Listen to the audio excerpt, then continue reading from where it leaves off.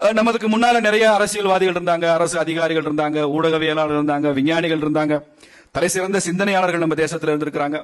இவங்கெல்லாம் எவ்வளவு நேர்மையா வாழ்ந்தாங்க, எவ்வளவு தூய்மையா வாழ்ந்தாங்க, நமது பெண்கள் எவ்வளவு மகத்தான புகழுக்கு சொந்தக்காரர்களாக இருந்தாங்க. இதெல்லாம் நம்ம வரலாற்றில் படிக்கிறோம். இதை நாம படித்து படித்து படித்து நாம என்ன புரிந்து கொள்கிறோம்னா, அது அந்த தனி மனிதர்களுடைய சிறப்பாக நாம் தெரிந்து கொள்கிறோம்.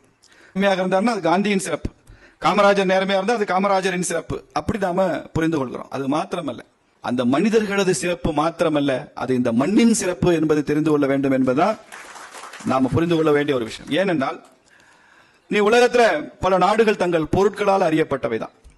இங்க இருக்கிற பல பேர் சீனாவுக்கு போயிருக்க மாட்டீங்க.